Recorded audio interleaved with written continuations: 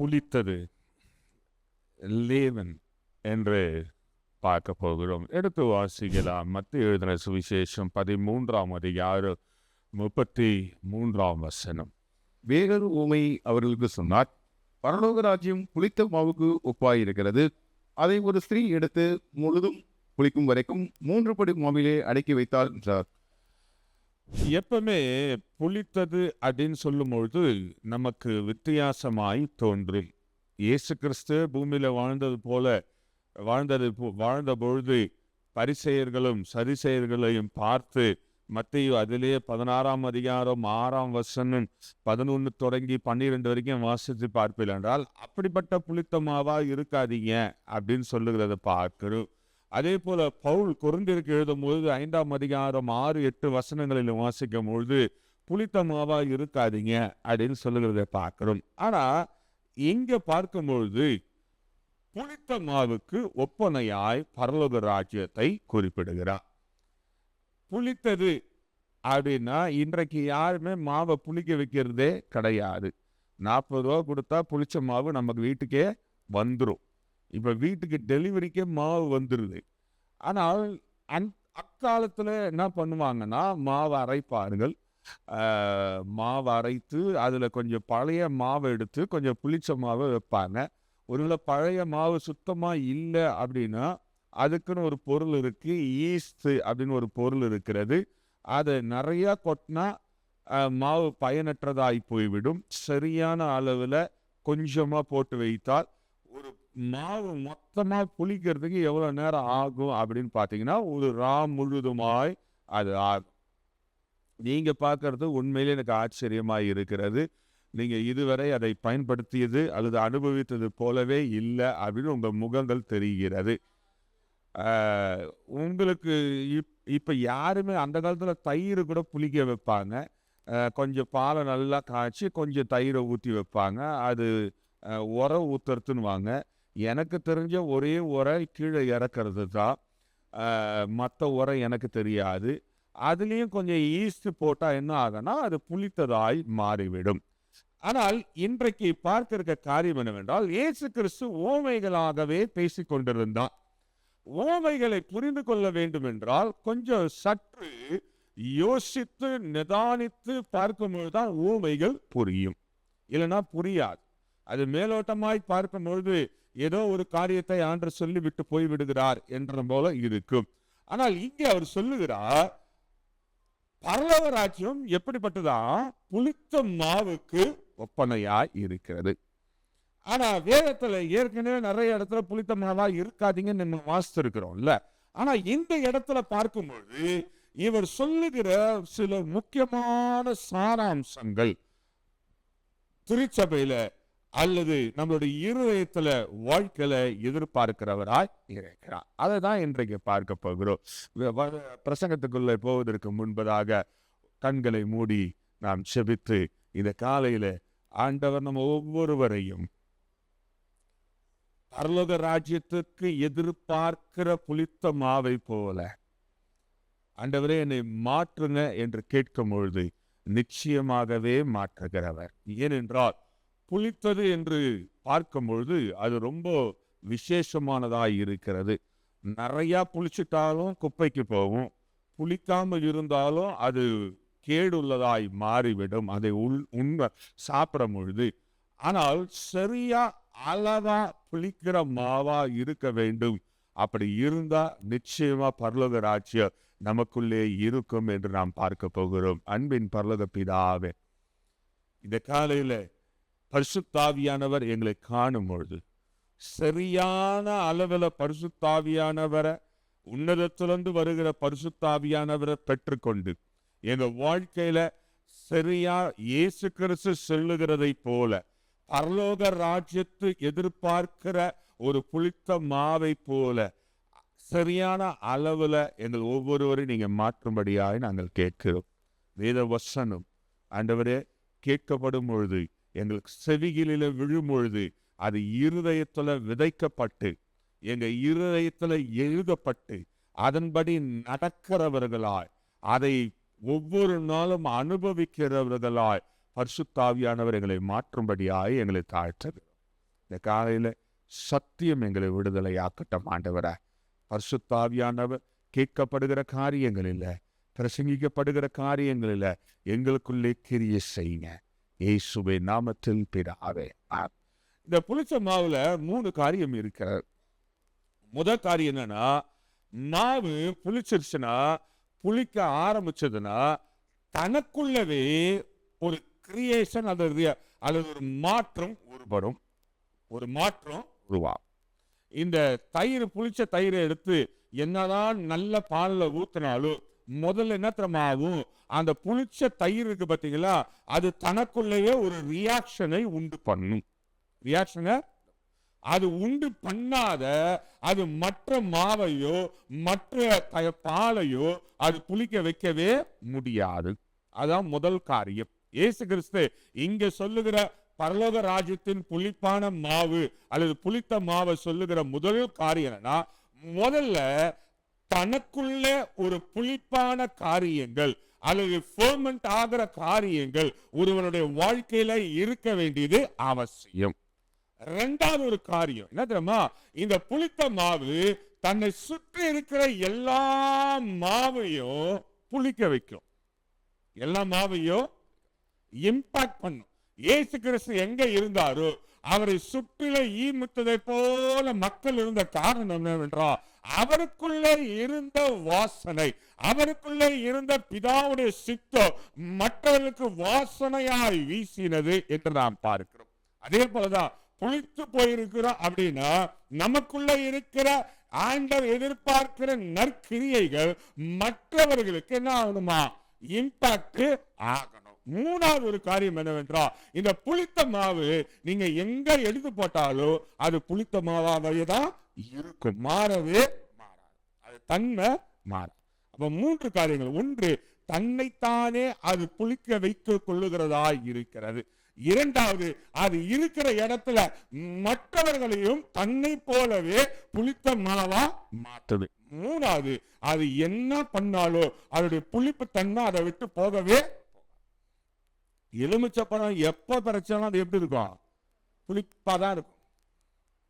எப்ப பறிச்சாலும் அது சின்ன எலுமிச்சப்பழமா இருந்தாலும் பழுத்த எலுமிச்சப்பழமா இருந்தாலும் அது எப்பவுமே என்னதான் புளிப்பாதான். அப்ப மூணாவது காரியம், இந்த புளித்த மாவு எங்க எடுத்தாலும், கொஞ்சமா எடுத்தாலும் அல்லது பெருசா எடுத்தாலும் அது புளித்ததாகவே தான் இருக்கும் என்று நாம் பார்க்கிறோம். இந்த 3 காரியங்கள் தான் இன்றைக்கு நாம் பார்க்க போற காரியங்களாக இருக்கிறது. முதல் காரியம், அது தன்னையே புளிக்க வைக்கிறதா இருக்கிறது. எடுத்து வாசிக்கலாம். பிலிப்பியர் எழுதின புத்தகம் 2ஆம் அதிகாரம் 13, 14, 15, 16 வரைக்கும் பார்க்க போகிறோம். தேவனே தம்முடைய தயவுள்ள சித்தத்தின்படி விருப்பத்தையும் செய்கையும் உங்களில் உண்டாக்குறவராய் இருக்கிறார். நான் வீணாக ஓடினதும் வீணாக பிரயாசப்பட்டதும் இல்லை என்கிற மகிழ்ச்சி கிறிஸ்துவின் நாளில் எனக்கு உண்டாயிருப்பதற்கு ஜீவ வசனத்தை பிடித்துக் கொண்டு உலகத்திலே சுடர்களைப் போல பிரகாசிக்கிற நீங்கள் கோணலும் மாறுபாடான சந்ததியின் நடுவிலே குற்றமற்றவர்களும் கபடற்றவர்களும் தேவனுடைய மாசற்ற பிள்ளைகளுமாய் இருக்கும்படிக்கு எல்லாவற்றையும் முறுமுறுப்பில்லாமலும் தர்கிப்பில்லாமலும் செய்யுங்கள். இங்க பாருங்களா, முதல்ல ஆண்டவர் எதிர்பார்க்கிற தனக்குள்ள ஏற்படுகிற வேண்டிய மாற்றங்கள் என்னவென்றால், உலகத்துல நம்ம பிரகாசிக்கிறவர்களாய் முதல்ல உள்ள கொளுத்தப்பட வேண்டியது அவசியம். ஒரு இருட்டான ரூமுக்குள்ள ஒரு விளக்க கொளுத்தி வைக்கிறோம் அப்படின்னா முதல்ல அந்த திரி எரியணும். அப்பதான் ரூமுக்கே என்ன ஆகும்? வெளிச்சம் உண்டாகும். ஆனா நம்ம நினைத்துக் கொள்ளுகிறோம், கொளுத்தோடனே ரூம் ஃபுல்லா பிரகாசம் ஆக வேண்டும் என்றால் அப்படியெல்லாம் ஆகவே ஆகாது. அந்த திரியானது தன்னை எரித்துக் கொள்ளும் பொழுதுதான் அந்த ரூம் ஃபுல்லா வரும், வெளிச்சம் உண்டாகும். இன்றைக்கு ஆண்டவர் சொல்லுகிற காரியம் என்றால், ஒருவன் தன்னை பரலோக ராஜ்யத்துக்கு ஏதுவாய் மாற்றிக் கொள்ளுகிறான் என்றால் அவன் ஆண்டவரிடத்துல செய்கிற காரியம் எல்லாம் முறுமுறுப்பு இல்லாமலோ தர்க்கம் இல்லாமலோ அல்லது அவன் ஓடுகிற படுகிற பிரயாசம் விருதாவாய் மாறாம தன்னை பாதுகாத்துக் கொள்ளுகிறவனா இருக்கான். அதுதான் ரொம்ப முக்கியம். இன்றைக்கு நிறைய ஆவிக்குரிய பிள்ளைகள் செய்கிற காரியம் தெரியுமா? தங்களை எக்யூப் பண்ணிக்காம அல்லது நம்மை நாமே ஆயத்தம் பண்ணிக்காம நம்ம போய் மற்றவங்களுக்கு சத்தியம் சொல்ல ஆரம்பிச்சிடும். அப்ப பிசாசு என்ன பண்ணுவானா, உங்களுக்குள்ள இருக்கிற அந்த புளித்த காரியங்கள் இல்லாத தேவையில்லாத அசுத்தமான புளித்த காரியங்களை வெளிரங்கமாய் கொண்டு வந்து விடுகிறவனாய் இருக்கிறான். இன்றைக்கு உங்களையும் என்னையும் பரலோகத்துக்கு ஏத்த புளித்தமாவா மாற்றுவதுதான் இந்த நாளுக்குரிய காரியமாய் இருக்கிறது. அப்ப முதல் காரியம் நம்மை நாமே என்ன பண்ணுமா, ஆயத்தம் பண்ணி கொள்ள வேண்டும். எப்படி ஆயத்தம் பண்ணிக்கணும்? நம்ம பரலோக ராஜ்யம் எதிர்பார்க்கிறதை போல, இயேசு எதிர்பார்க்கிறதை போல நம்ம ரெடி ஆகல அப்படின்னா நம்ம நிச்சயமா மற்ற இடத்துல எந்த இம்பாக்டையும் பண்ணவே முடியாது. ஒருவேளை அவங்க கேட்கும்போது நல்லா இருக்கும், கேட்கும்போது ஓகேன்னு உங்க முகத்துக்கு நேரம் சிரிச்சு சொல்லிட்டு போயிடுவாங்க. ஆனா உள்ளுக்குள்ள என்ன தெரியுமா இருக்கும், இவங்க ஒரு இம்பாக்டையும் பண்ண முடியாது. இரண்டாவது காரியம் அவர் சொல்லுகிறார், 1 கொரிந்தியர் 13:11 வாசிக்கலாம். நான் குழந்தையா இருந்தபோது குழந்தையை போல பேசி. இப்ப நல்லா யோசிச்சு பாருங்களேன். இவர் அழகா சொல்றார், குழந்தையா இருந்த பொழுது குழந்தை போல யோசித்தேன், குழந்தையை போல சிந்தித்தேன், குழந்தையை போல சிந்தித்தேன், குழந்தையை போல யோசித்தேன், குழந்தை போல யோசித்தேன். நான் புருஷனான போது குழந்தை கற்றைகளை ஒழித்து விட்டேன். இப்ப உண்மையா புளித்த மாவு என்ன பண்ணுனா, அவங்க ஆரம்பத்துல வரும் பொழுது ஆண்டவரை ஏற்றுக்கொள்ளும் பொழுது அவங்க குழந்தைகளை போலவே இருப்பாங்க. இந்த குழந்தைங்க எப்பவுமே சும்மா இருக்கா, திருன்னு இருக்கும். துருத்துருன்னு மைக்கு கீழே வச்சா கூட சர்ச்சில் இருக்கிற குழந்தைங்க சர்ச்சுக்குள்ள வந்தா என்ன பண்ணும், இது என்ன, இது எல்லாம் எடுத்து இதுக்குள்ள பேசுறாங்க, இதுல சத்தம் வருதுன்னு அதுவும் என்ன பண்ணும், மைக் எடுத்து பேச ட்ரை பண்ணும். அது தவறல்ல, ஓகேங்களா? சில நம்ம ஏற்றுக்கொள்ளுகிறோம், ஆண்டவரை ஏற்றுக்கொண்டவனே அப்படியே நம்ம ஆண்டவரை போல மாறிவிட்டோம் என்று எண்ணுகிறோம். அப்படி அல்ல.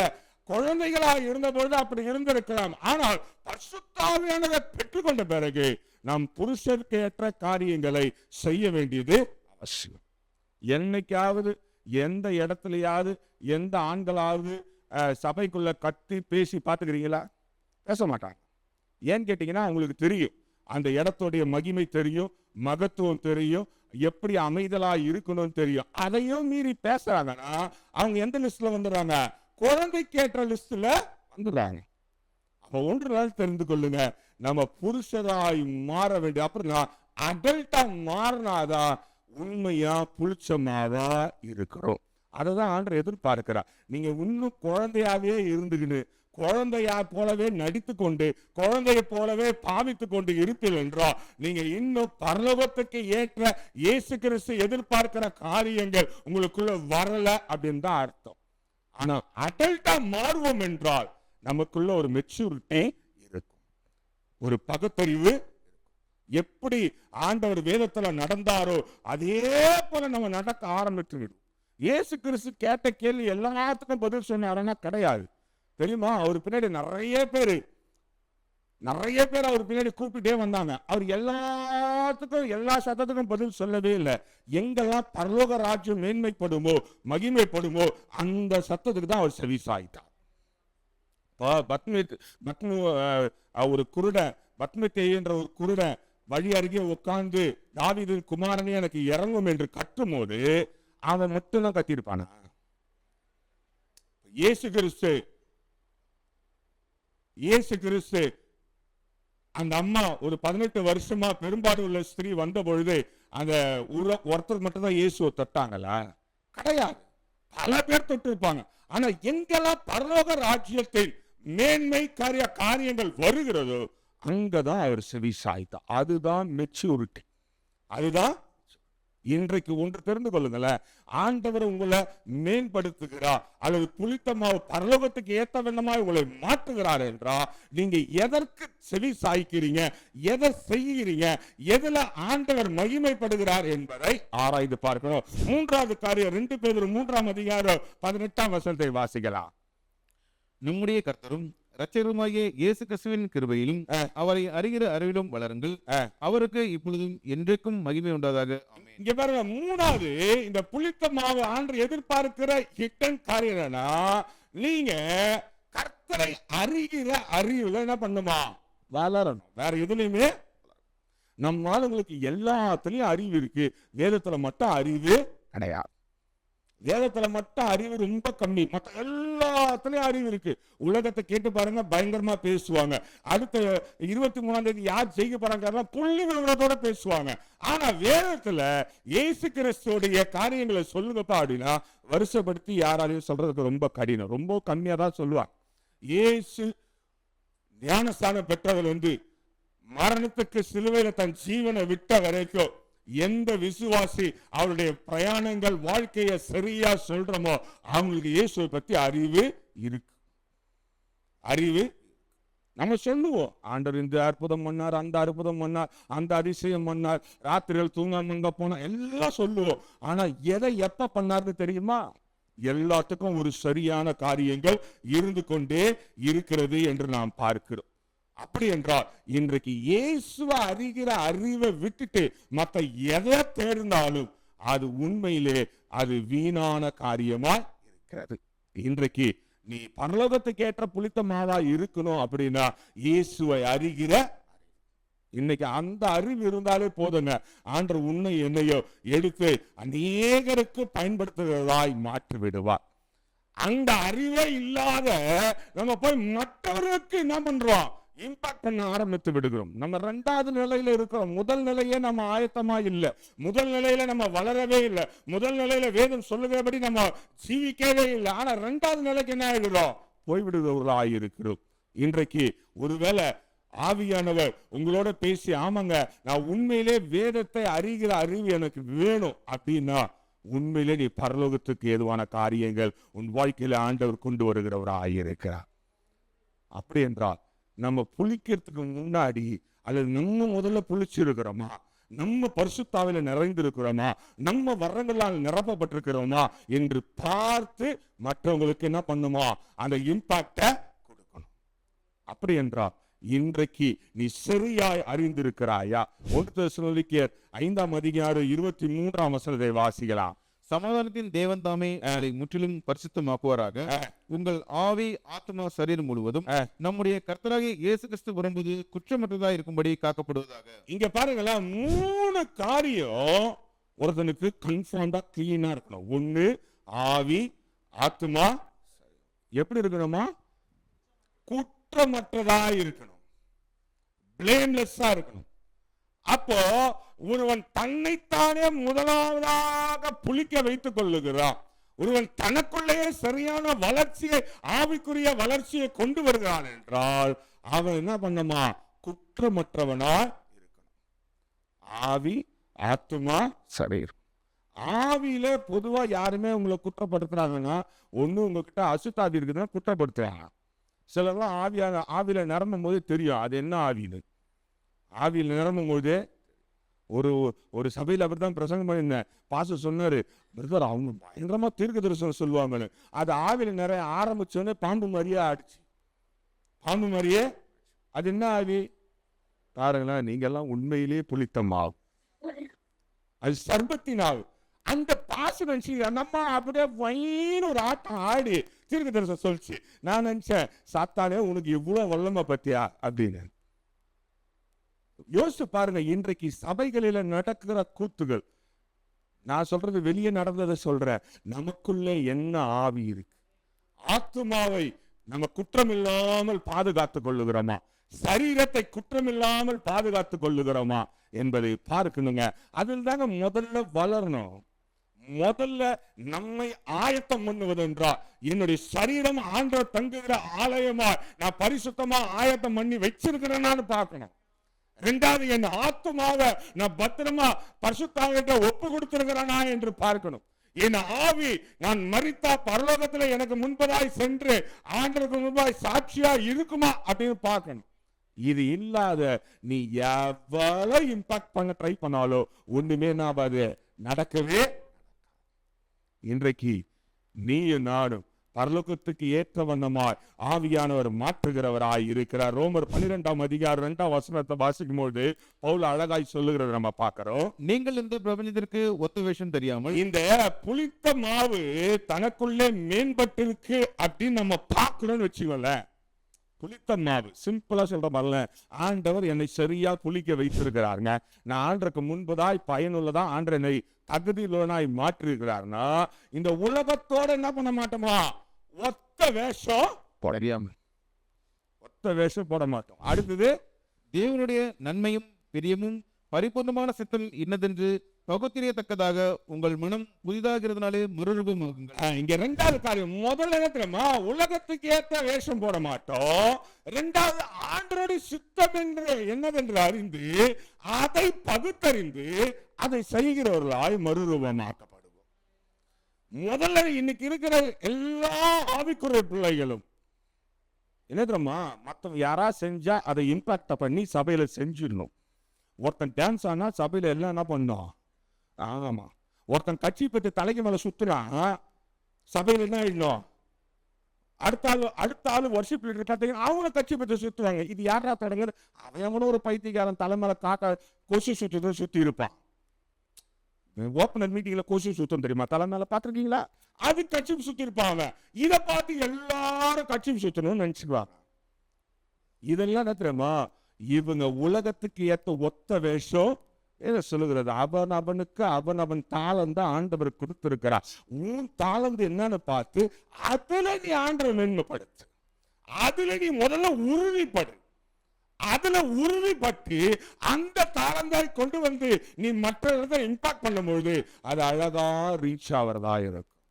அதுலயும் இந்த விசேஷமா அந்த பாட்டு பாடுறவங்க, பிரசங்கம் பண்றவங்க, வர்ஷிப் லீடர்லாம் பார்க்கணும், செம்ம காமெடியா இருக்கும். என்ன தெரியுங்களா, யாராவது ஒரு வெள்ளக்காரன் பாஸ்டர் இப்படி பிரசங்கம் பண்ணியிருப்பாரு, அதே போல நம்மளால என்ன பண்றான், பிரசங்கம் ஆரம்பிச்சு அவரு குதிச்சு பிரசங்கம் பண்ணா இவரும் குதிச்சு பிரசங்கம் பண்ணுவார். அவரு குறுக்குல நடந்து பிரசங்கம் பண்ணா நீங்க பார்த்தா நீங்க எல்லாம் அதை பார்த்த மாதிரியே இருக்குது, எங்கேயோ அனுபவிச்ச மூஞ்சி மாதிரியே இருக்குது உங்க மூஞ்சிங்கெல்லாம். ஆமாங்க, போன இடத்துல அப்படித்தான் அவர் குறுக்குலயே நடந்து வந்தாரு. அவன் கூட கோயம்புத்தூர்ல குறுக்குல ரேம் போட்டு நடக்கிறான். வித்தியாசம் ஒன்றும் கிடையாது. சபைகளில உலகத்தின் வேஷத்தை கொண்டு வரும்போது உங்க வாழ்க்கையில உலகத்தின், நம்ம கூட பாருங்களேன், ஜாயின் பண்ணும்போது வர்ஷிப் பண்ணும்போது அவங்க எப்படி பண்ணாங்கன்னா அதே போல அவர் பாதி இங்கிலீஷ்ல பண்ணாருன்னா நம்மளும் பாதி இங்கிலீஷ்ல பண்றது, அவர் பாதி ஹிந்தியில பண்ணாருன்னா நம்மளும் பாதி ஹிந்தியில பண்றது. நம்ம மொழி என்னது, வேதம் முதல்ல எந்த மொழியில மொழிபெயர்க்கப்பட்டது, தமிழ்ல தான். தமிழ்ல தான், இங்கிலீஷ்ல தான் விட்டுருங்க. இந்தியாவில் முதல் மொழியில மொழிபெயர்க்கப்பட்டது தமிழ்ல தான், அதுவும் கிரேக்க மொழியில இருந்து. இதை விட்டுட்டு நம்ம ஏதோ வெள்ளக்கார ஆராதனை பண்ற மாதிரியே, வெள்ளத்துல இருக்கிற மாதிரியே நம்ம நடிச்சுட்டு வர்றது. சிலர்லாம் பாட்டு பாடினாங்கன்னா தமிழ் வராத மாதிரியே பாடுவாங்க. திரும்ப பார்த்துருக்கீங்களா, பார்த்தீங்கன்னா நான் உங்களுக்கு காட்டுறேன். இதெல்லாம் என்ன தெரியுமா, உலகத்தின் ஒத்த வேஷம். இது புளித்த மாவு கிடையாது. இந்த புளித்த மாவு மற்ற மாவை புளிக்க வைக்க அப்படி புளிக்க வச்சா அது உலக பிரகாரமான கூத்தாடி வேஷமா இருக்குமே தவிர பரலோகத்துக்கு ஏத்த கூத்தாடியா இருக்கவே. பரலோகத்துல ஆண்டவர் எதிர்பார்க்கிற கிரியையா உன்னை மாற்றிக்கொள்ள வேண்டியது அவசியம். முதல்ல உலக வேஷம் சபைக்குள்ள வரவே கூடாது. இரண்டாவது ஒரு காரியம், ஆண்டவருடைய சித்தம் என்னவென்று பகுத்தறிந்து அதை நமக்குள்ள என்ன பண்ணுமா, மறுரூபம். ஆண்டோடைய சித்தம் என்ன தெரியுமா, உன்னை என்னைய புதிய மனுஷனாய் புதிய மனுஷியாய் மாற்றுவது அவருடைய வேலையாயிருக்கு. ஒவ்வொரு ஆராதனைக்கு வரும்பொழுது நம்ம என்ன வேணா யோசிச்சுட்டு வரலாம். இன்னைக்கு எப்படி பாட போறாங்க யோசிக்கலாம், என்ன பேச போறான்னு யோசிக்கலாம், இல்ல நல்ல ஏசி போட்டிருப்பாங்க தூங்கலான்னு வரலாம். ஆனா இங்கிருந்து போகும்பொழுது ஆவியானவர் கிரியை செய்து, ஆவியானவர் உங்களை புதிய மனுஷியா அனுப்ப வேண்டியது அவசியமானதா. இன்றைக்கு ஒன்று தீர்மானித்துக் கொள்ளுங்க, நீங்க புளித்த மாவா பரலோகத்துக்கு ஏத்த வண்ணமாய் இருக்கணும். பரிசேயனை போல சதிசேயனை போல ஆண்டவர் மாறாதான்னு சொன்ன ரீசன் தெரியுமா, இன்னைக்கு உலகத்து வேஷத்தை உள்ள கொண்டு வந்து விடுறது. சில பாஸ்டர்கள்லாம் பார்த்தீங்க வச்சுங்களேன், சர்ச்சில் பயங்கரமா ஒரு அம்மா ஜெபம் பண்ணும், அப்படியே சத்தம் சபையே தூக்குற அளவுக்கு நம்ம நினச்சிக்கோ. என்கிட்டலாம் இந்த ஏமாத்தலாம் முடியாது. நம்ம ஐயோ அந்த அம்மா தான் பரிசுத்தவான், எப்படி ஜெபம் பண்றாங்க எனக்கு தெரியும். அந்த அம்மா கொஞ்ச நேரம் கழிச்சு ஆஃப் ஆகிட்டு கணத்தை இருந்து பார்த்தோம். அந்த அம்மாவை நீங்க யாருமே பார்க்காம விட்டு பாருங்களேன், அது அடுத்த வாரம் என்ன பண்ணாது, அந்த மாதிரி ஜெபம் பண்ணாது. நீங்க தள்ளி வா அந்த அம்மா ஏதோ குதிக்குது அப்படின்னு பண்ணி பாருங்க, அடுத்த வாரம் இன்னும் அதிகமா குதிக்கும், இன்னும் 10 சேரை கீழே தள்ளும். எதுக்கு சொல்றேன்னா, இதெல்லாம் உலகத்தின் மாயை. பரிசுத்தாவியான முதல் முறை பெரும்பொழுதுதான் உனக்கு அனுபவம் தெரியாது, கீழே விழுவ அல்லது என்ன வேணா நடக்கும் உனக்கு தெரியாது. ஆனால் பெற்றுக்கொண்டு அனுபவிக்க பரிசுத்தாவியானவர் உனக்குள்ளே இருந்து கண்டென்ட்டா வேலை செய்கிறவராக இருக்கிறார். அதை உணரல, அது தெரியலனா நீ இன்னும் பரலோகம் எதிர்பார்க்கிறது போல உன்னை மாற்றிக்கொள்ளவில்லை என்றுதான் அர்த்தம். அந்த மாற்றம் உனக்குள்ளே வரல அப்படின்னா நீ ஆண்டோட சித்தத்தை செய்யலன்னு அர்த்தம். நீ ஆண்டோட சித்தத்தை செய்யாத நீ எவ்வளவுதான் இருந்தாலும் பரலோகம் மிகப்பெரிய கேள்விக்குறியோட அங்க நின்று விடுகிறதா இருக்கிற. இந்த காலையில நீயும் நானும் முதல்ல உள்ள நமக்குள்ள ஆண்டவர் எதிர்பார்க்கிறது போல மாறி இருக்கிறோமா? அப்படி மாறலனா இன்றைக்கு மாறுவதற்கு நம்ம ஒப்பு கொடுக்க வேண்டியது அவசியமானதா இருக்கு. ரெண்டாவது, இந்த புளித்த மாவு சுத்தி இருக்கிற எல்லா புளிச்ச மாவு என்ன பண்ணுமா? புளிக்க வச்சிடும். எடுத்து வாசிக்கலாம். யோவான் 15ஆம் அதிகாரம் 2ஆம் வசனத்தை வாசிக்கலாம். என்னில் கனி கொடாது இருக்கிற கொடி எதுவோ அதை அவர் அறுத்து போடுகிறார். கனி கொடுக்கிற கொடி எதுவோ அது அதிக கனிகளை கொடுக்கும்படி அதை சுத்தம் பண்ணுகிறார். இங்க பாருங்கல்ல, ரெண்டாவது இம்பாக்ட் பண்ணணும். மத்த மாவையும் புளிக்க வைக்கணும்.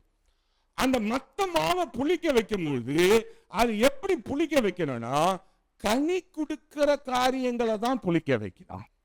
கனி கொடுக்கிற நம்ம ஆளுங்க கனி கொடுப்பாங்க. எப்படி திரும்ப கனி கொடுப்பாங்க? அவங்களுக்குன்னு ஊரு கதை பேசுறதுக்கு ஒரு 4 ஆயாங்களை சேர்த்துக்குவாங்க. ஆயாங்கன்னா உடனே 60 வயசு ஆயா நினைக்காதீங்க. நீ 16 வயசா இருந்து ஊரு கதை பேசினோட உன் பேர் ஆயாதான். நம்ம நினைச்சுக்கோ ஆயானா 70 வயசு ஆயா, பாவம் பல்லு தள்ளிட்டு எழுதுட்டு அந்த பண்பல போது பத்தியா அப்படின்னு பேச. அது இல்ல, நீ இந்த மாதிரி பேச ஆரம்பிச்சாலே நீ ஆயாத்தான். ஊரு கதை பேசுறது ஆயாத்தான். இம்பாக்ட் பண்ணணும். என்ன புளித்து மற்றவங்களை எப்படி புளிக்க வைக்க வேண்டும் என்றால் உனக்குள்ள இருக்கிற கனிகள், உனக்குள்ள இருக்கிற முக்கியமான கனிகள். நான் சொல்லி முடிப்ப ஒரு 7 விதமான கனிகளை ஆண்டவர் எதிர்பார்க்கிறார். ஆவின் கனிகளை நான் சொல்லல, ஆவின் கனிகள் இருக்கிறது. அந்த கனிகளாவது உனக்குள்ள இருந்து மற்றவரை என்ன பண்ணுமா? புளிக்க வைக்கணும். ஆனா நம்ம எப்படி புளிக்க வைக்கிறோம்? என்ன கனி நமக்குள்ள இருக்கிறது? ஊறுகதை பேசுவோம்.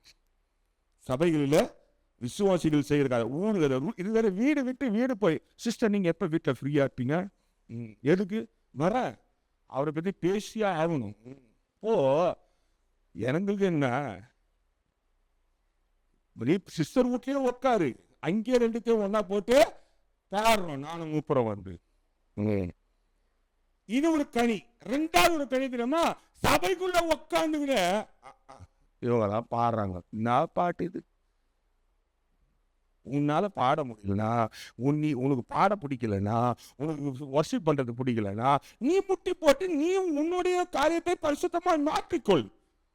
அதை விட்டுட்டு கமெண்ட் பண்றது இது ஒரு கனி. இது வேற சும்மா இருக்காது. பக்கத்துல தட்டியா சொல்ல எனக்கு தெரியும், கூத்துட்டாங்க மைக்க. நான் சொல்றது வெளியெல்லாம் இல்லைங்க, நம்ம சபையிலேயே நடக்குது. முதல்ல வெளியே சொல்லுவேன், இப்பெல்லாம் நானா மூஞ்சி நேரா சொல்றது. நம்ம சபையிலேயே இது பக்கத்துல இருக்கிறதும் ஆராதனை பண்ண விடாது, பக்கத்துல இருக்கையும் வாய் திறந்து பாட விடாது, வேத வசனத்தை கேட்க விடாது. இங்க உக்காந்துக்கிட்டு குட்டி சவர் மாதிரியே இருக்கிறவங்க குட்டி சவர் ஆக்கிறது. இது என்ன பிரதிபலிப்பு? வேதம் சொல்லுகிறது அருவருப்பாய் ஆண்டவர் எண்ணுகிறார். நீ மற்ற காரியங்களில் கெட்ட விதமாய் புளிக்க வைக்கிறாய். நீயும் பரலோகம் போக மாட்ட, அந்த கூட இருக்கிறவங்க பரலோகம் போக மாட்டேன். இன்னைக்கு நான் உங்களுக்கு சொல்றேன் கேளுங்களேன். அப்படி உங்க பக்கத்துல யாரா இருந்தா அடுத்த வாரம் அவங்க பக்கத்துல உட்காராதீங்க. இடமே இல்லோட கீழே வந்து உட்காருங்க, பரலோகம் போயிடுவேன். நான் ஸ்ட்ரிக்டா சொல்றேன், நீங்க பரலோகம் போயிடுவீங்க. அதை விட்டுட்டு அந்த சிஸ்டர் பக்கத்தில் தான் உட்காருவேன் அப்படின்னா அந்த சிஸ்டர் பக்கத்தில் தான் புதைப்பேன். ஸ்ட்ரிக்டா சொல்றேன். உனக்கு அப்படி ஒரு டிஸ்டர்ப் பண்றாங்க, நீ வாயை திறந்து பாட முடியாம, வாயை திறந்து ஆராதிக்க முடியாம, முழங்கால் படிட்டு ஜெபிக்க முடியாம, வேத வசனத்தை கேட்க முடியாம உனக்கு தொந்தரவா பக்கத்துல இருக்கானா அவங்க பக்கத்துல உட்காராதீங்க. நான் இப்பவே எழுந்துவான்னு சொல்லுவேன், ஆனா வானா கீழே வந்து உட்காந்துரு, பரலோகம் போயிடுவேன். இது தவறான இம்பாக்ட், தவறான கனிகள். இந்த கனிகள் சபைக்குள்ள இருக்கிற வரைக்கும் சபையும் வளராது, நீயும் வளர மாட்ட, உன் கிரியையும் வளராது. இன்றைக்கு ஆவியானவர் உங்களுக்கு சொல்லுகிற காரியத்தை கவனமாய் வைத்துக் கொள்ளுங்க. அடுத்து ஒரு சொல்ற பாருங்களேன், பிலிப்பியர் 1ஆம் அதிகாரம் 3 தொடங்கி 6 வரைக்கும் வாசிக்கலாம். சுவிசேஷம் உங்களுக்கு அறிவிக்கப்பட்ட நாள் முதல், சுவிசேஷம் அறிவிக்கப்பட்ட நாள் முதல் இதுவரைக்கும் நீங்கள் அதற்கு உடன்பட்டவர்களானபடியால், பாருங்க அவர் சொல்றாரு பாருங்க, பவுல் ரொம்ப அழகா சொல்றாரு. சுவிசேஷம் உங்களுக்கு வந்த அன்னையிலிருந்து நீங்க என்ன ஆயிட்டீங்களா? அதோடைய பங்காளர்களா ஆயிட்டீங்களா, உடன்பட்டவர்களா ஆயினபடினால் நான் பண்ணுகிற ஒவ்வொரு விண்ணப்பத்திலும் ஆ. உங்கள் அனைவருக்காகவும் ஆ. எப்போதும் சந்தோஷத்தோடு விண்ணப்பம் பண்ணி ஆ. உங்கள் நற்கிரியை தொடங்கினவர் அதை இயேசு கிறிஸ்துவின் நாள் பரியந்தம் முடிய நடத்தி வருவார் என்று நம்பி நான் உங்களை நினைக்கிற போதெல்லாம் என் தேவனை ஸ்தோத்திரிக்கிறேன். இங்க பாருங்களேன், ஆவிக்குள்ள இருக்கிற புளிப்புள்ள மனுஷன் மற்ற மனுஷனை நீங்க புளிப்புள்ளவரா அல்லது உங்களுக்குள்ள இருக்கிற ஆவியானவர் மற்றவங்களை இம்பாக்ட் பண்ணும்போது ஆவியானவர் உங்களுக்கு குறித்து ஸ்தோத்திரம் பண்ணுவார். இப்போ நீங்க சரியான டைமுக்கு வரீங்க வச்சுங்களேன், சபைக்கு பக்கத்துல இருக்கவங்க லேட்டா வந்து உட்காடுறாங்க, நீங்க என்ன சொல்லலாம்? அடுத்த வாரம் சீக்கிரம் வந்துரு, நான் உனக்கு இடம் பிடிச்சி வைக்கிறேன், என் பக்கத்துல வந்து உட்காந்துரு, சீக்கிரம் வந்துரு. நீ கையை தட்டி ஆரம்பிச்சு ஜெபம் பண்ணும்போது அவங்களையும் உங்களை பார்த்து என்ன பண்ணுவாங்க, அவங்க ஜெபம் பண்ண ஆரம்பிப்பாங்க.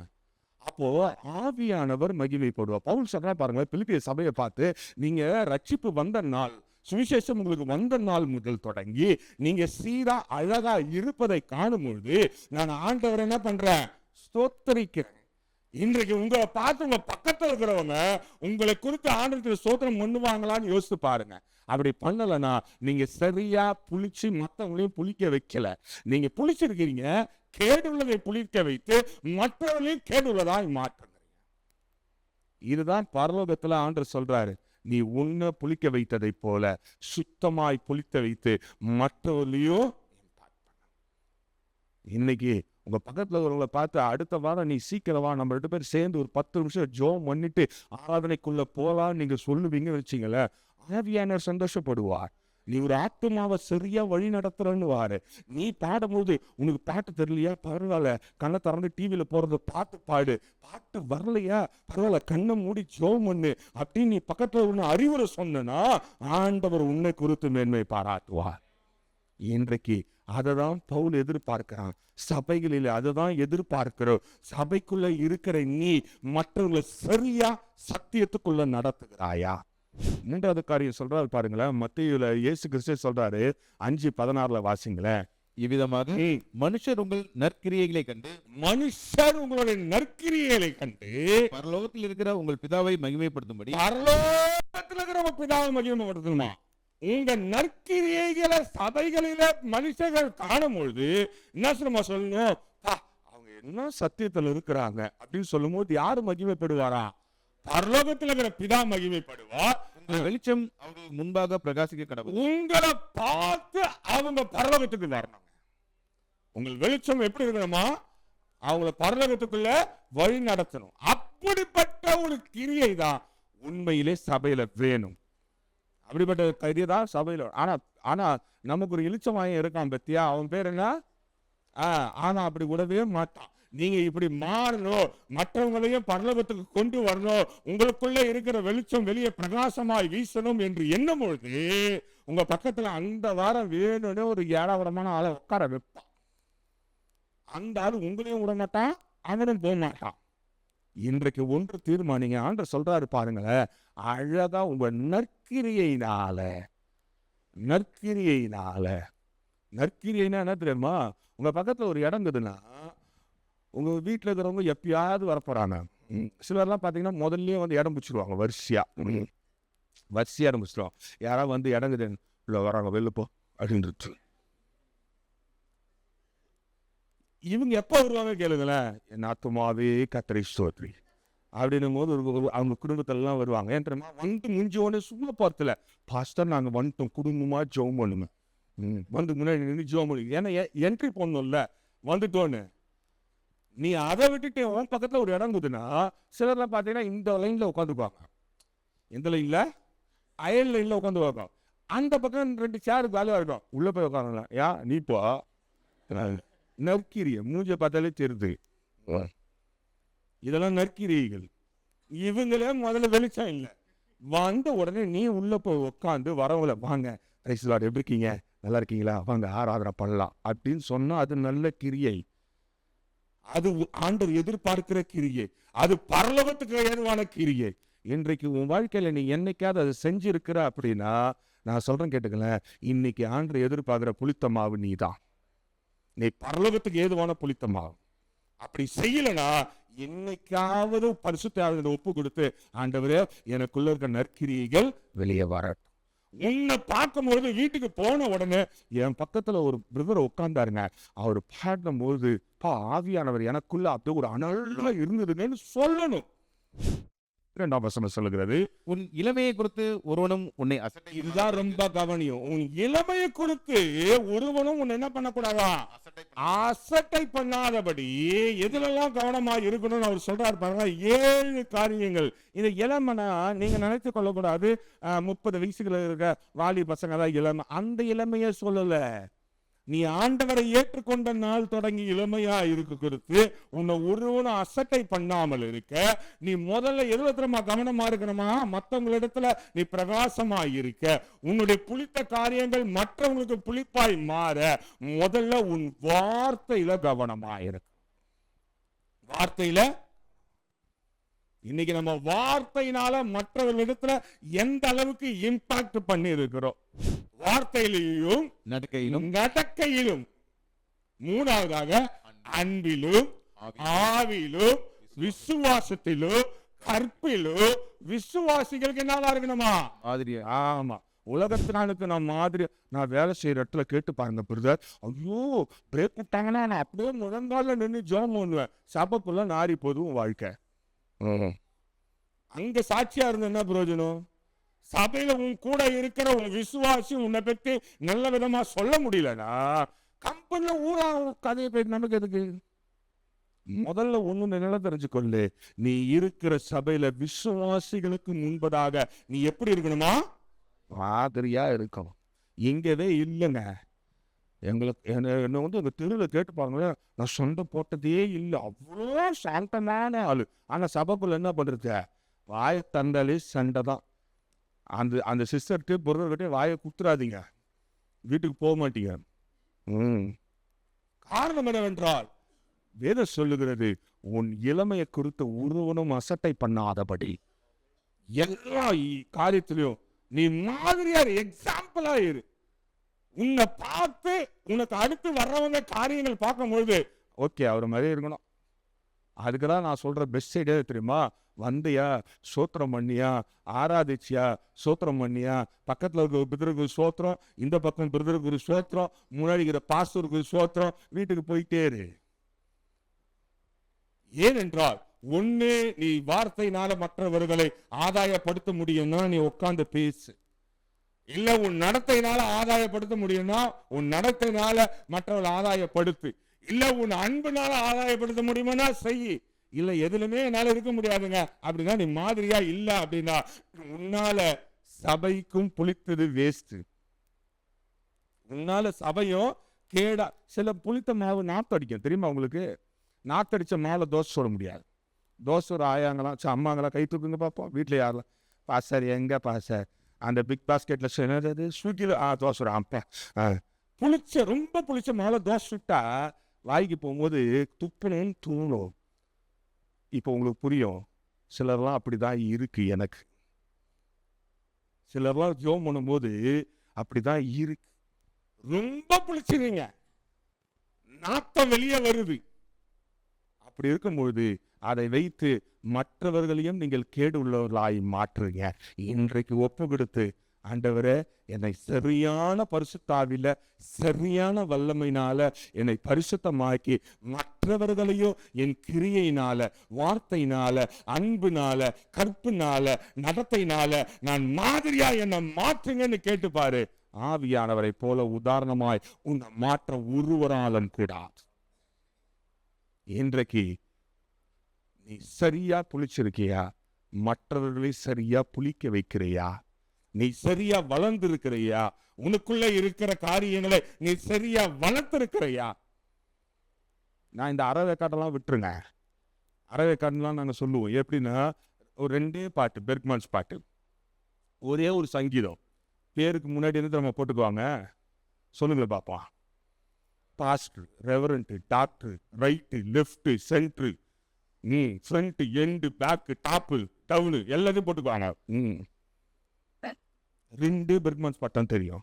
அதுவும் என்ன பட்டுறமா, கலங்காதே கலங்காதே, கை தட்டி பாடிடுவோம். இது 2 தவிர வேற எதுவுமே தெரியாது. இன்றைக்கு இதெல்லாம் அறவேக்காடு, அதெல்லாம் விட்டுருங்க.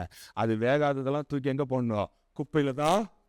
நீங்க பிரெட் வாங்க போறீங்க, சரியா வேகலை நடு இட்லி வச்சுக்கோ, பிரெட்டெல்லாம் விட்டுருக்கோம். இட்லி இப்போ இட்லி கூட வீட்டில் சமைக்கிறதில்ல. எசப்பா எதை தான் உதாரணம் சொல்கிறதுன்னு தெரில. இட்லி வேக வைக்கிறீங்க, நடுவில் ஓப்பன் பண்ணுறீங்க, மாவாக இருக்குது. நீங்கள் சாப்பிடுவீங்க சரி நான் மாவு வரைக்கும் உள்ளே சுரண்டி தூக்கி வெளியே போட்டு மீதிக்கிற இட்லி சாப்பிட்லாம்ல? சாப்பிட மாட்டோம், தூக்கி வெளியே போட்டுருவோம். ஏன் தெரியுமா? அந்த வேகாத மாவு இந்த மேலே வெந்திருக்கிற மாவை சாப்பிட்டாலும் உங்களுக்கு ஃபுட் பாய்சன் ஆகிடும். அதனால இது மொத்தமாக தூக்கி போடணும். அதில் இந்த அரை வேக்காடெல்லாம் விட்டுருங்க, நமக்கு அதெல்லாம் தேவையில்லை. நமக்கு தேவை நம்ம சரியா வளர்ந்துருக்கிறோமா, நம்ம சரியா வளர்ந்து சரியான காரியத்தில் மற்றவர்களுக்கையும் அப்படி வழி நடத்துகிறோமா. மூன்றாவது ஒரு காரியத்தை பார்த்து, இன்னைக்கு நல்ல வேலை நிறைய டைம் இருக்கு, மூணாவது ஒரு காரியத்தை பார்க்கலாம். யோபு சொல்றான், யோபு 17ஆம் அதிகாரம் 9ஆம் வசனத்தை வாசிக்கலாம்.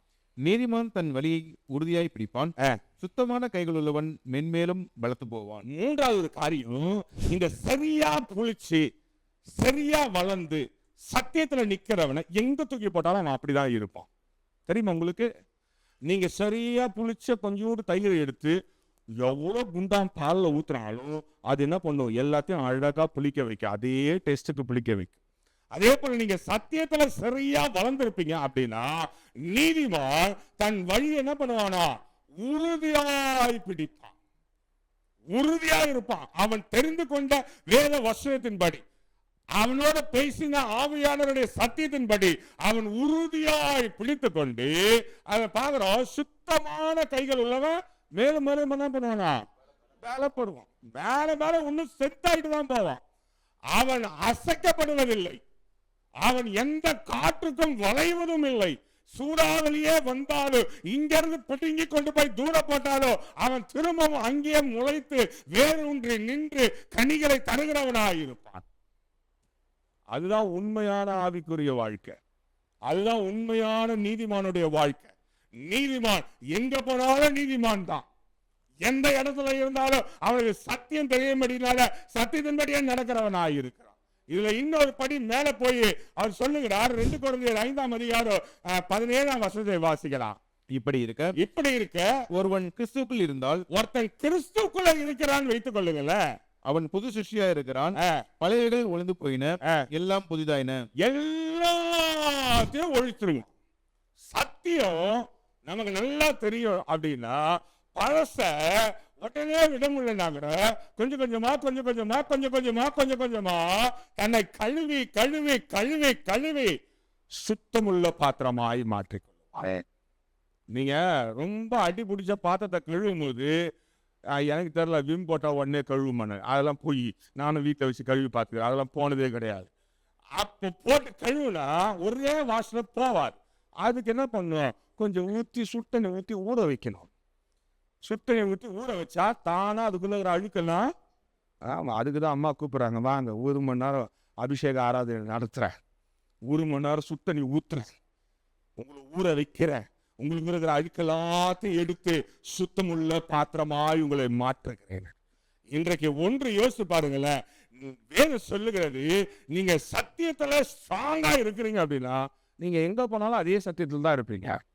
சிலர்லாம் பார்த்தீங்க வச்சிங்களேன், அவங்கள பார்க்கும்போது எனக்கு பரிதாபமா இருக்கும்.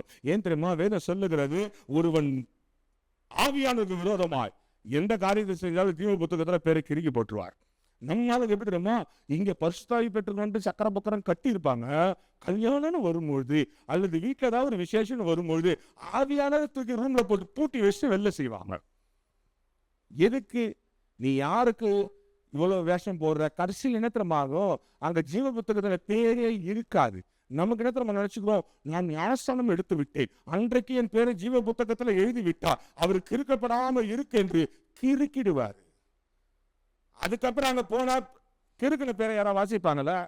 நீங்க மல்லிகை சாமான் லிஸ்ட் எழுதுறீங்க, இது வேண்டான்னு அப்படியே அம்மா சொல்லிட்டாங்க வச்சுக்கீங்களேன், நீங்க கடையில போய் கிறுக்கு வாங்கி வந்தீங்கன்னா என்ன விழும்? அதை தான் விழும். அப்ப கிறுக்குனது பயனற்றது போய்விடும். இன்றைக்கு ஒன்று தெரிந்து கொள்ளுங்க, நீங்க பழைய மனுஷனை விட்டுட்டு வந்துட்டு புதிய மனுஷனாய் மாறும் பொழுதுதான் உண்மையிலே நீங்க சாங்குள்ளவர்களாய் இருக்கிறீங்க. இவங்க என்ன பண்ணுவாங்க அப்படின்னா, எடுத்து வாசிக்கலாம். யாத்திராகமம் 16ஆம் அதிகாரம் 14ஆம் வசனத்தை வாசிக்கலாம். பெய்திருந்த பனி நீங்கின பின் இதோ வனாந்தரத்தின் மிதங்கும் உருச்சியான ஒரு சிறிய வஸ்து உறைந்த பனிக்கட்டி புடையத்தனையாய் தரையின் மேல் கிடந்தது. இஸ்ரவேல் புத்திரர் அதை கண்டு அது இன்னதென்று அறியாதிருந்து ஒருவரை ஒருவர் பார்த்து இது என்ன என்றார்கள். அப்பொழுது மோசே அவர்களை நோக்கி, இது கர்த்தர் உங்களுக்காக புசிய கொடுத்த அப்பம். இங்க பாருங்களேன், நல்ல புளித்த மாவு உள்ள ஒரு மனிதன் எங்க தூக்கி போட்டாலும் அவன் வேத வசனத்தை சாப்பிட்டு கொண்டே இருப்பான். அவன் ஆகாரம் முழுதுமாய் வேத வசனமாவே இருக்குமே தவிர வேற எதையோ நோக்கி அவன் பார்க்கவும் மாட்டான், யோசிக்கவும் மாட்டான். இன்றைக்கு நீ அப்படிப்பட்ட அப்பத்தை தினந்தோறும் சாப்பிடுகிறாயா? நீங்க அதே 35வது வசனத்தை வாசித்து பாப்பீங்கன்னா, ஆண்டு ஏதோ ஒரு வாரம் வனாந்தரத்துல ஆகாரம் போட்டவரெல்லாம் கிடையாது. வாசிங்க 35 வாசிங்க. இஸ்ரவேல் புத்திரர் குடியிருப்பான தேசத்துக்கு வரும் மட்டும், இஸ்ரவேல் ஜனம் குடியிருப்பான தேசத்துக்கு வரும் மட்டும், நீ நானும் பரலோகம் போகிற மட்டும் என்ன திரும்ப பண்ணோம்? நாள்தோறும் 40 வருஷம் அளவும் மன்னாவை புசித்தார்கள். 40 வருஷமும் நம்ம நினைச்சுக்கொள்ளுதான் மண்ணா ஏதோ ஒரு நாள் வந்தது, 2 நாள் வந்தது, காடை வந்தது, அவ்வளவுதான் முடிஞ்சது. அப்படிலாம் கிடையாது. ஆண்டவர் அவங்களை காணானுக்குள்ள காலை வைக்கிற வரைக்கும் சாப்பிட்டு இருந்தாங்க. நீ ஆண்டவருடைய பிள்ளையா இருந்து நீ புளித்த மாவா ஸ்ட்ராங்கா இருக்கிறன்னா இந்த வேத வசனத்தை நீ பரலோகத்துக்குள்ள காலை வைக்கிற வரைக்கும் சாப்பிட்டுட்டே இருக்கணும். அதுதான் முக்கியம். எனக்கு வேதம் ஃபுல்லா தெரியுங்க, நான் 4 பைபிள் முடிச்சிட்டேங்க, கரைச்சு முடிச்சிட்டேங்க, இனிமே பைபிள் எனக்கு தெரியாத விஷயம் ஒன்றும் இல்லை அப்படின்னு எண்ணுவா என்றா நீ அங்கேயே நின்னுட்ட. வனாந்தரத்துல நின்னவர்களை யோசுவா அங்கேயே புதைத்தான் என்று நாம் பார்க்கிறோம். அப்படி என்றா இந்த வேத வசனத்தை நல்லா ஸ்ட்ராங்கா இருக்கிறவங்க டெய்லி சாப்பிட்டுக்கிட்டே இருப்பாங்க, டெய்லி உட்கொண்டே இருப்பார்கள். இயேசு கிறிஸ்து பூமியில வந்த பிறகு அவர் சொல்லுகிறார், யோவான் 6ஆம் அதிகாரம் 35ஆம் வசனத்தில் வாசிக்கும் போது சொல்லுகிறார், இயேசு அவர்களை நோக்கி ஜீவ அப்பம் நானே, என்னிடத்தில் வருகிறவன் ஒரு காலம் பசியடையான். என்கிட்ட வரவன் என்ன பண்ண மாட்டானா? பசி இருக்க. விசுவாசம் உள்ளவன் தாகம் அடைய மாட்டானா? இப்போ இன்றைக்கு நீ நான் ரொம்ப நல்ல ஆளுங்க, ரொம்ப ஸ்ட்ராங்கா இருக்கிறேங்க, நான் வேற வசனத்துல உறுதியா இருக்கிறேன் அப்படின்னா உனக்கு பசிக்கவே கூடாது. உனக்கு என்ன கூடாது? உனக்கு தாகம் இருக்கவே கூடாது. ஆண்டவரை நிறைவாய் நடத்தணும். வேதம் சொல்லுகிறது, என்னிடத்துல விசுவாசம் உள்ளவனுக்கே தாகம் இருக்காது. என்னிடத்துல மன்னாவை ஜீவாப்பமான இயேசுவை உட்கொள்கிறவனுக்கு பசி இருக்கவே இருக்காது. நான் சொல்றது இந்த வயிற்று பசி அல்ல, உன் ஆத்துமாவில பசி, உன் ஆவியில பசி, உன் சரீரத்துல இருக்கிற காரியங்கள் எந்த விதத்திலே குறைவுபடாத ஆண்டவர் பாதுகாக்கிறவராயிருக்கிறார். நம்ம இருக்கிற எல்லா பிரச்சனையும் நமக்கு மட்டும் தான் வரும், பக்கத்து வீட்டுக்காரங்க வரவே வராது. தெரியுமா உங்களுக்கு? கொரோனா வந்தா நம்ம வீட்டுக்கு தான் வரும். பக்கத்து வீட்டுக்காரன் நல்லா இருப்பான், அது கொது சாத்திக்கின்னு மஞ்சள் தண்ணி தெளிப்பான், என் வீட்டாண்ட வந்துடாதன்ட்டு. எதுக்கு சொல்ற அப்படின்னா, நீ ஒழுங்கா ஜீவப்பத்தை சாப்பிட்டு கொண்டே இருப்பாய். எவெல்லாம் சரியா புளித்து தன்னை எந்த இடத்துல போட்டாலும் அவன் நீதிமானா இருக்கிறானோ அவன் தெளிவுள்ளவனா இருக்கிறான். இன்றைக்கு எதை சொல்லுகிறது? இப்படிப்பட்ட ஒரு மனுஷனதான் ஆண்டவர் புளித்த மாவு என்று சொல்லுகிறார். வெளிப்படுத்தல் விசேஷத்துல சொல்றாரு பாருங்களேன்.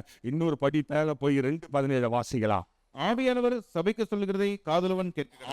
ஆவியானவர் சபைக்கு சொல்லுகிறதை காதுள்ளவன் கேட்கிறவன் ஜெயம் கொள்ளுகிறவனுக்கு. பாருங்களேன், நல்லா சொல்றாரு பாருங்களேன். இந்த மண்ணாவை இங்க மட்டும் இல்லைங்க, இங்க சாப்பிட்டு நம்ம பரலோகம் போயிட்டா முடிஞ்சது கதெல்லாம் கிடையாது. ஜெயம் கொள்ளுகிறவனுக்கு நான் மறைவான மன்னாவை புசிக்க கொடுத்து, அவனுக்கு வெண்மையான குறிக்கல்லையும் அந்த கல்லின் மேல் எழுதப்பட்டதும் அதை பெறுகிறவனே அன்றி வேறொருவனும் அறியக்கூடாதுமாகிய புதிய நாமத்தையும் கொடுப்பேன் என்று எழுது. இங்க பாருங்க, ஒருவனும் அறியக்கூடாத புதிய நாமத்தை உங்களுக்கு தருகிறவராயிருக்கிறார். அப்படி என்றா முதல்ல சொன்ன உன்னை ஆயத்தம் பண்ணு, எக்யூப் பண்ணிக்கோ, குரோ ஆயிக்கோ, நீ வளர்ந்தவனா மாறு, குழந்தையா இருக்காத, மெச்சூர் ஆகு, அடல்ட் ஆகு, நீ ஆவிக்குள்ள சத்தியத்துல வளரு. வளர்ந்த பிறகு உன் கனியினால, கிரியையினால, அன்பினால, வார்த்தையினால மற்றவர்களுக்கு அது வெளிப்படுத்து, பிதா மகிமைப்படும்படியாக. 3வது, நீ எங்க போனாலும் இந்த சத்தியத்தை விடாத. எங்க போனாலும் வேத வசனத்தை எங்க போனாலும் வேத வசனத்தை சுமந்து கொண்டு போ. சிலர்லாம் பார்த்தீங்கன்னா டிராவலிங் போனாங்கன்னு வச்சுங்களேன், அவங்க சின்னோண்டு பைபிள் வச்சிருப்பாங்க.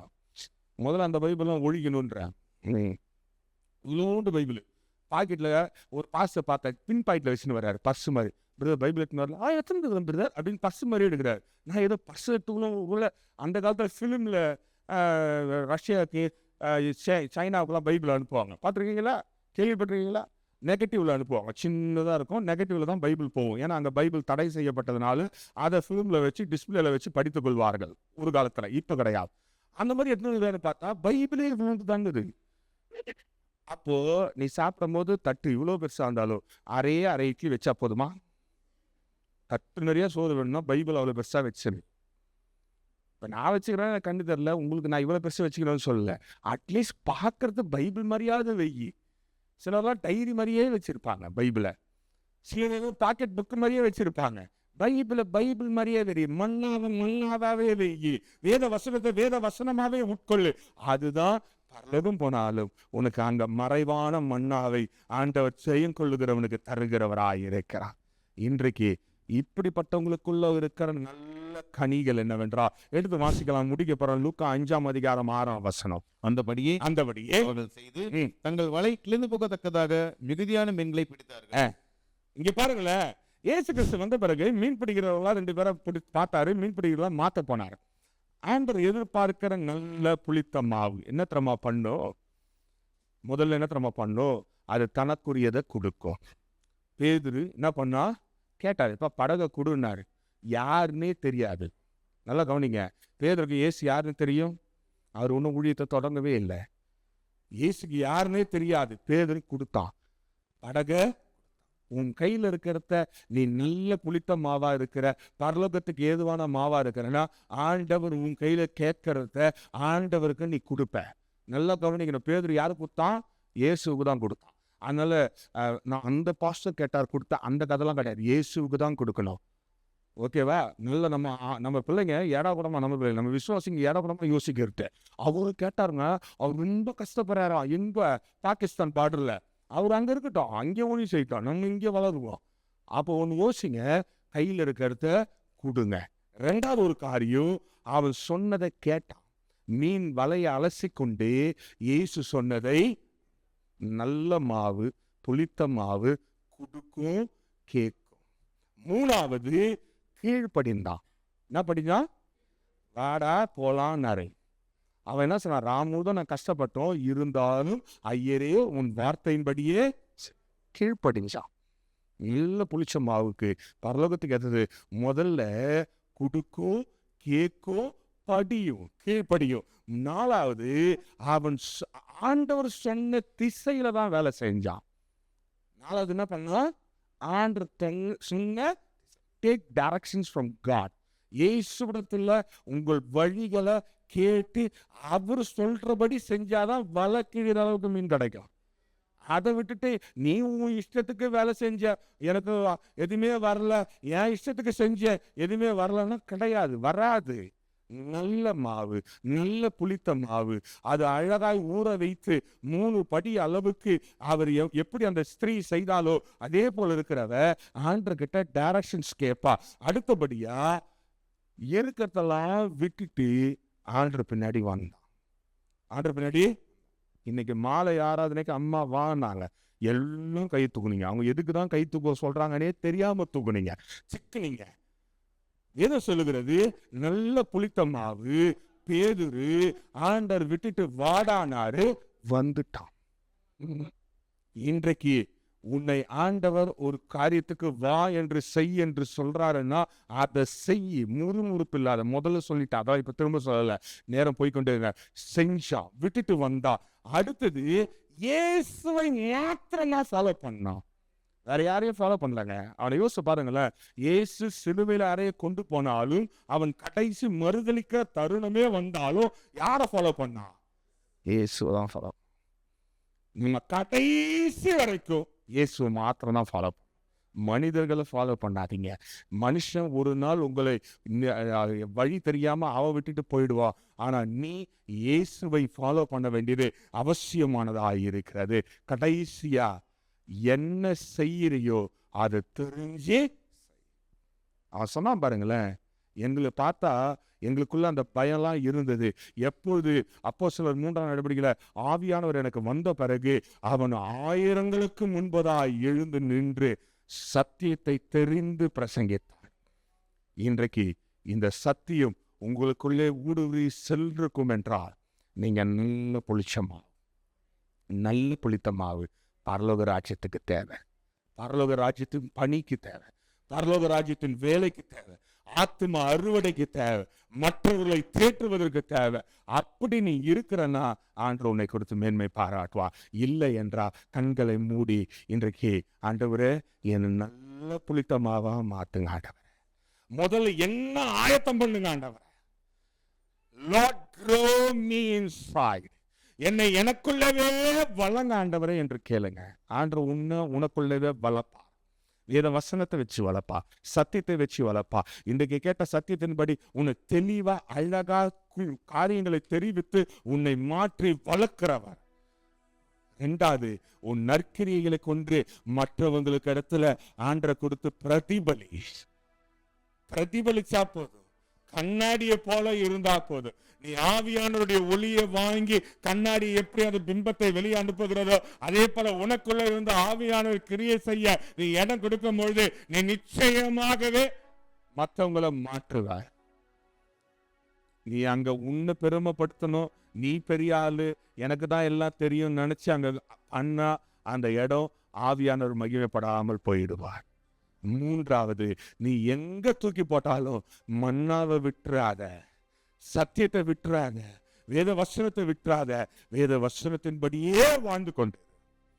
இந்த காலையில இந்த சத்தியம் உங்களை விடுதலை ஆக்கி இருக்கும் என்றா, இந்த சத்தியம் உன்னோட பேசி இருக்கும் என்றா, ஆவியானவர் உன்னோட பேசி இருப்பார் என்றா, ஆண்டவரே என்னை சுத்திகரித்து நல்ல பரலோகத்துக்கு ஏத்த புளித்தமாவா என்னை மாத்துங்க ஆண்டவர் என்று கேட்கும் பொழுது ஆண்டவர் நிச்சயமாய் உன்னை மாற்றுகிறார். அன்பின் பரலோக பிதாவே, இந்த காலையில நீங்கள் ஊமையாய் சொன்னதை போல எங்களுக்குள்ளே வளர்ந்து மற்றவர்களே எங்களைப் போல கிறிஸ்துவை போல மாற்ற உம்மை விடாத பின்தொடர்களாய் இந்த காலையில் எங்கள் சபையில் இருக்கிற ஒவ்வொருவரையும் மாற்றுங்க ஆண்டவரே. சத்தியத்தை விட்டு விலகாத நிலைத்து இருக்கிறவர்களாய், அசையாது இருக்கிறவர்களா எங்களை ஒவ்வொருவரையும் மாற்றி வளர்க்கும்படி நாங்கள் சுபிக்கிறோம். சத்தியம் எங்களை விடுதலை ஆக்கட்டும். இயேசுவே நாமத்தை பிதாவே ஆமென். நம்முடைய கர்த்தராகிய இயேசு கிறிஸ்துவின் கிருபையும் பிதாவின் அன்பும் பரிசுத்தாவினுடைய அந்யோன்ய ஐக்கியமும் இன்றும் என்று சதா காலமும் நம் ஒவ்வொரு கூட இருப்பாராக. ஆமென். என் ஆத்துமாவே கர்த்தரை ஸ்தோத்திரி, என்னுள்ளமே பரிசுத்த நாமத்தை ஸ்தோத்திரி. என் ஆத்துமாவே கர்த்தரை ஸ்தோத்திரி, கர்த்தர் செய்த சகல உபகாரங்களை மறவாதே. ஆமென். ஹல்லேலூயா. ஆண்டவரை ஆசீர்வதிப்பார்.